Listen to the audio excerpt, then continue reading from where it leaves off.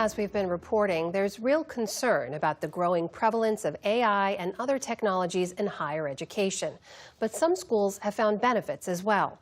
In the case of nursing programs, more and more are integrating immersive technologies like generative AI and virtual reality into their curricula. Ali Rogan spotlights one of those for our series, Rethinking College. It's a familiar hospital scene. The patient's heart has stopped. It's a code blue emergency. But this patient is a mannequin. And while this looks and sounds like a hospital, it's an immersive, interactive lab. It really mirrors just what they would see in any given day in the hospital. Tina Scott is director of the Experiential Learning Center at North Carolina Central University. There are scenarios, case studies that we can embed and just transform that room into any type of scenario we would want it to be. You hear beeping, you may hear someone screaming. They can even simulate smells. North Carolina has one of the largest projected nursing shortages in the country. To help meet demand, schools like North Carolina Central University, a historically black institution, are turning to technology. We're able to train more students. We're able to bring more students in any event that we cannot get a clinical space. We can do a clinical day right here.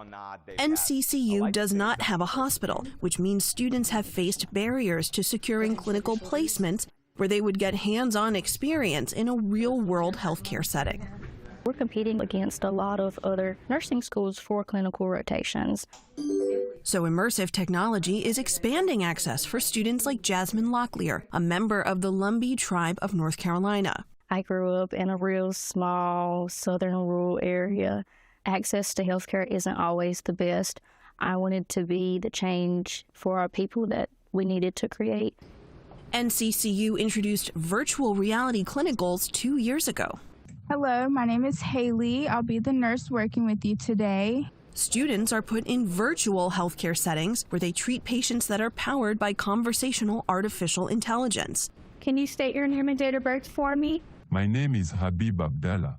I was born on July 13th, 1949. It's very sensitive, so very realistic, and they go in and take care of the patient. Mr. Habib, are you in any pain? I have a headache rated around 4 out of 10, but I don't want any pain medication. First-year nursing student Haley Turner thinks this kind of practice is invaluable. The biggest things that I'm, still get a little nervous about is actually talking to the patient, like knowing what to say, knowing the right questions to ask them. Clemson University researcher Jason Thrift says exam room nerves are common. Simply knocking on the door and walking in the first time and being able to just talk to a patient. That can be the most scary and trying thing that they do when they're first trying to understand these processes. So putting them in VR, that can kind of take away some of that angst.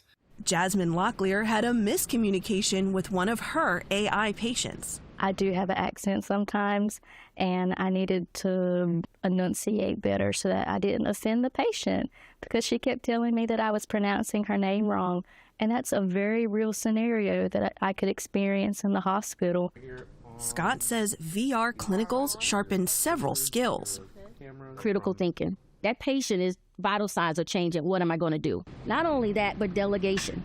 Now that I'm in this room taking care of this patient, all of a sudden I'm getting a buzz from my other patient in the other room. What do? Prioritization. Which patient should I go see first? Kimberly Johnson is in the accelerated nursing program.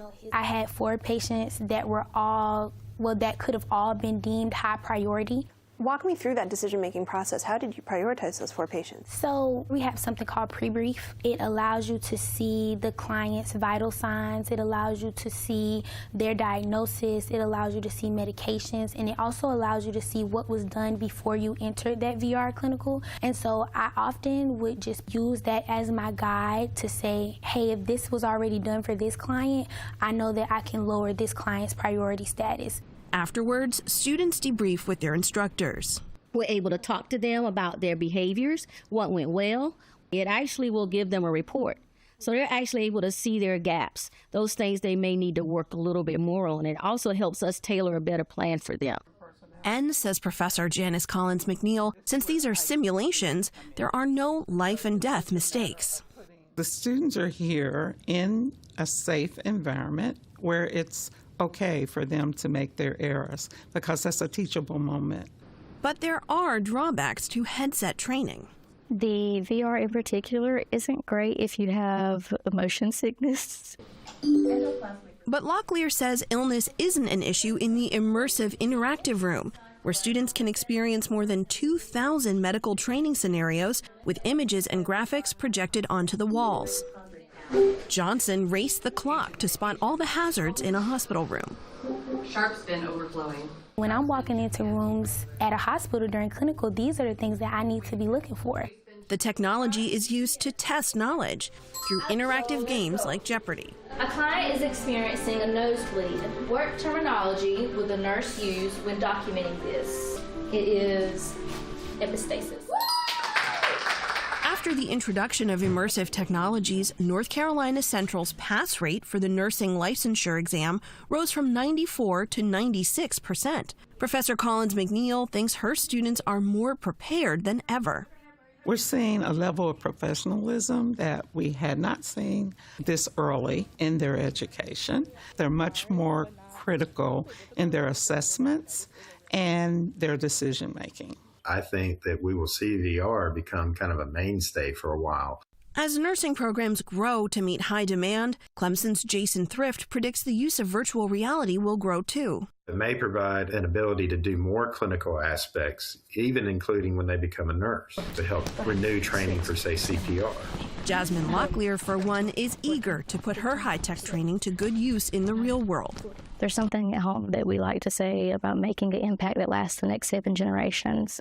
As a nurse and a future family nurse practitioner, I want to make sure that we're living our healthiest life and we're not still dealing with the health disparities that plague our communities. America's nursing shortage is critical, but on this campus, America's nurses-to-be are showing strong signs. For the PBS NewsHour, I'm Allie Rogan in Durham, North Carolina.